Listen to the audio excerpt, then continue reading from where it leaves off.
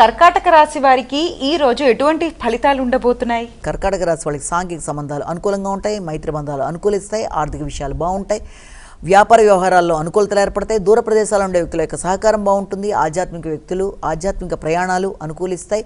ముఖ్యంగా విదేశీ వ్యవహారాలు మీకు అనుకూలంగా ఉండే అవకాశం అనేది ఉంది. భాగస్వామితో కలిపి ప్రయాణాలు చేసే అవకాశం ఉంది. భాగస్వామితో కమ్యూనికేషన్ అనుకూలంగా ఉంటుంది.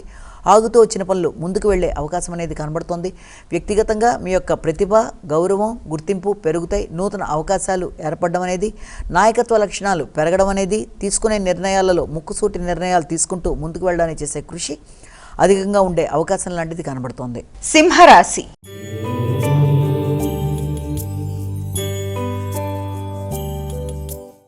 సింహరాశి వారికి ఈరోజు ఏ విధంగా ఉండబోతోంది? శ్రమ అధికంగా ఉంటుంది, అదేవిధంగా ఖర్చులు అధికంగా ఉంటాయి.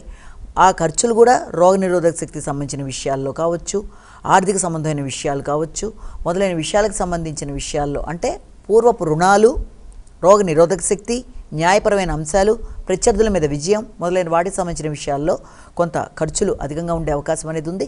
ఒత్తిడి అధికంగా ఉండే అవకాశం, అదేవిధంగా ఆరోగ్య శ్రద్ధ, ఆరోగ్యం కోసం కీలకంగా నిర్ణయాలు తీసుకోవడం, అదేవిధంగా దైనందిన జీవితంలో చిన్నపాటి మార్పులు చేసుకోవడానికి చేసే ప్రయత్నాలు, నూతన హాబీల రీత్యా ఖర్చులు పెట్టుకునే అవకాశాలు, వ్యక్తుల సహకారం రీత్యా చేసే ప్రయత్నాలు మొదలైన వాటి కొరకు, అదేవిధంగా డొనేషన్స్ ఇవ్వడం కానీ, చారిటబుల్ ట్రస్టులకి ధనాన్ని ఇవ్వడానికి కానీ ఆలోచనలు చేసే అవకాశం అనేది ఒకటి మనకి ఇక్కడ కనబడుతుంది.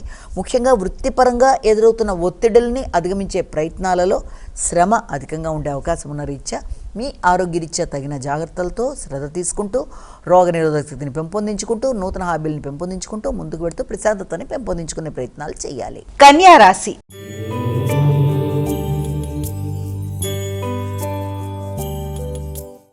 కన్యా రాశి వారికి ఈ రోజు ఎటువంటి శుభ ఫలితాలు ఉండబోతున్నాయి? కన్యా రాశి వాళ్ళకి స్నేహ సంబంధాలు, మిత్రుల యొక్క అనుకూలత, విందు వినోదాల్లో పాల్గొనడానికి చేసే ప్రయత్నాలు, అలాగే తక్కువ శ్రమతో పనులు పూర్తి చేసుకోగలిగిన సామర్థ్యం, సృజనాత్మకత పెంపొందించుకోవడం, సంతాన వర్గం అభివృద్ధికరంగా ఉండడం, వారి రీత్యా నిర్ణయాలు తీసుకోవడం, దాని కొరకు పెట్టుబడులు పెట్టడానికి చేసే ప్రయత్నాలు మొదలైన వాటి కొరకు ప్రయత్నాలు చేస్తారు. కొత్త స్నేహ సంబంధాలు ఏర్పడతాయి. ఆగుతూ వచ్చిన పనులు చాలా వరకు ముందుకు పెడతాయి.